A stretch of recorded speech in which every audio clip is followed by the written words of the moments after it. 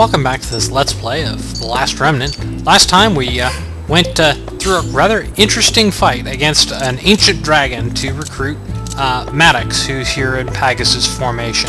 I'm actually going to move Maddox to the head of the formation because you're aware of my capabilities. The reason why I sort of went out of my way to get Maddox is he's got hexes.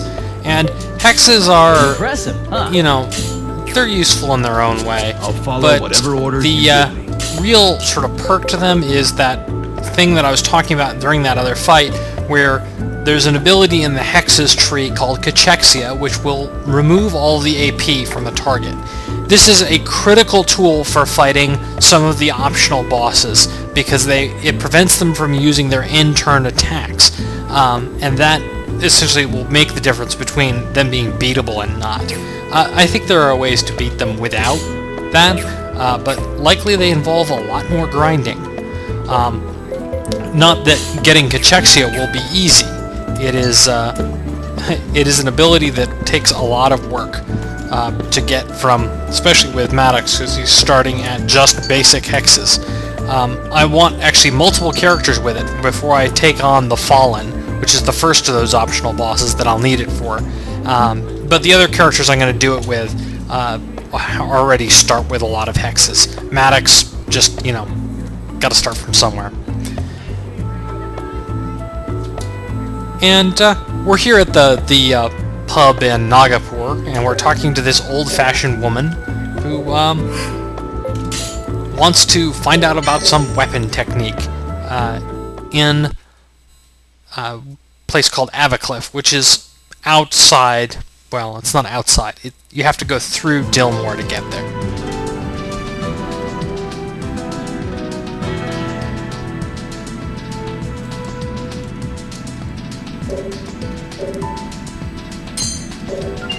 And she joins as a guest union. Now, this character, Glennis, she's not as powerful a guest union as some of the other guest, you know, like the Maddox Cyball guest union we had for that last fight. But she has her uses. She's mostly just a warm body. As with, like, Roberto, she has a lot more hit points as a guest union than she does as an individual. I guess just because they figured she would die just too instantaneously otherwise. But, wait a minute. What's this on the bridge? Well, I'm going to save here off screen. One sec. This, in fact, is a rare monster. This one happens to be a unique. And, I don't know. We'll see how it goes. I can sneak by it by just trying to use time shift. It's not so easy to do, though. Worst case scenario, you can always just use, actually I ran under it and it was not close enough.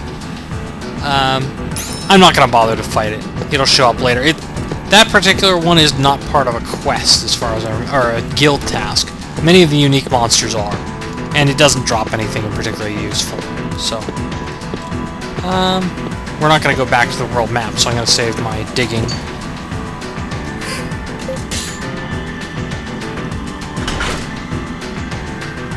And we head into Avacliff. After a gratuitous staircase. I don't know why they bothered, but they did.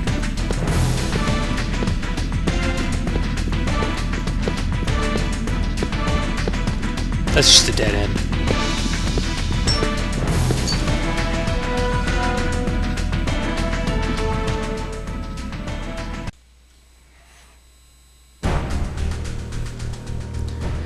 Avacliff is sort of an annoying area. It involves a lot of indirect paths.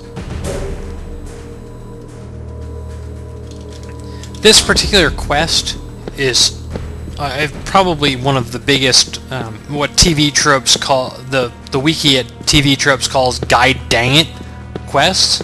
There's really I don't know how you would know how to complete it if you weren't reading a guide. Maybe there's some hints, but it's very not obvious. Now, there's some vultures around here. I'll try to avoid them, but some of them I'm just going to fight for simplicity's sake. I'm going to save here, be right back. This area is going to take some running around. I hope I can fit it all in one episode. Maybe I can, maybe I can't.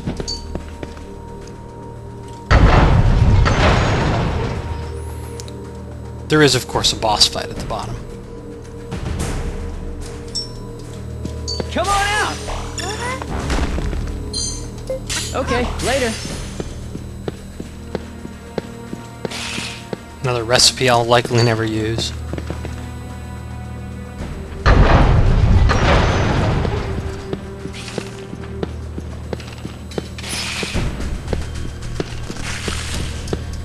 This area is all about sort of finding a path that's not blocked.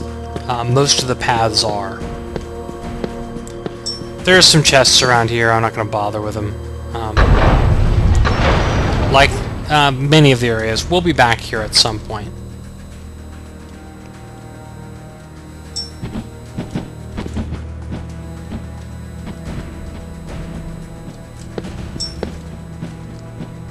This vulture here, I'm not 100% sure I'm going to be able to dodge.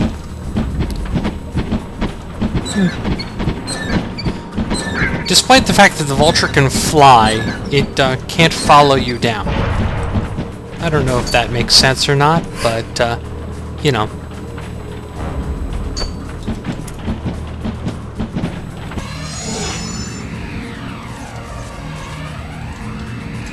Oh, not that door.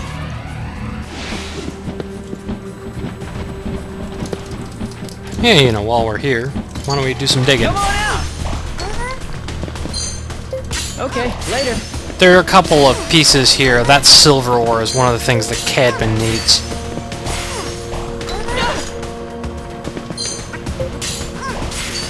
Unfortunately, that alert will probably mean I'll have to fight that wyvern there. Yeah, no. For being alerted, it doesn't appear to be very active. Okay, later. That should be enough silver. I'm just going to use time shift to run past this guy, because there's a door here.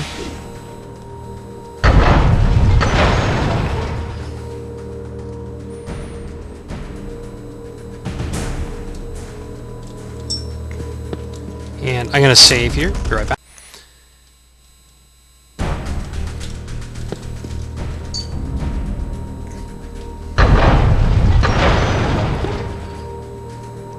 There are these beetles that are here as well, but I'm not going to mess around with them. There are a whole bunch of new enemies here. Well, I guess we've fought the plants before, but we're not going to fight these.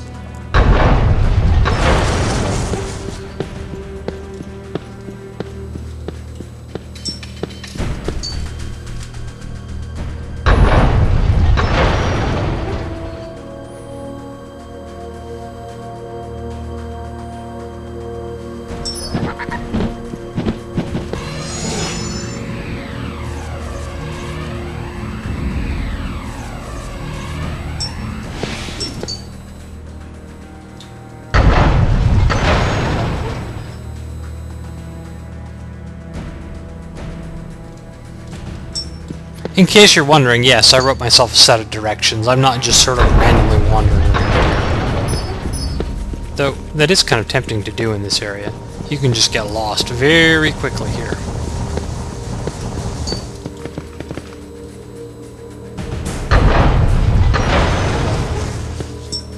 Even with the map, this area is kind of hard to navigate.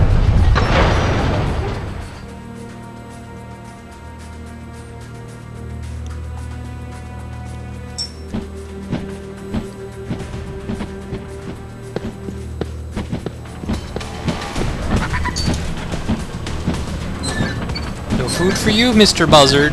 Or Vulture.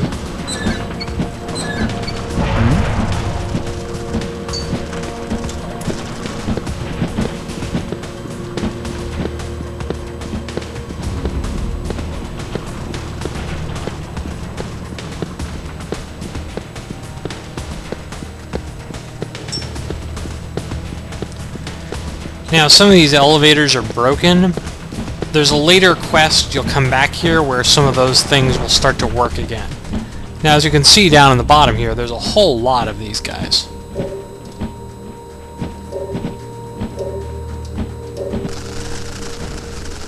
And he sort of shows up. And they give you sort of a hint there. I'm going to save here. They give you a hint as to how to do this, but really if you weren't reading a guide, you could just sit here for hours trying to figure out what the heck is going on. But we're kind of out of time for this episode, and the last episode was really long, so I'm going to just cut it off here, and next time we'll start with a boss fight.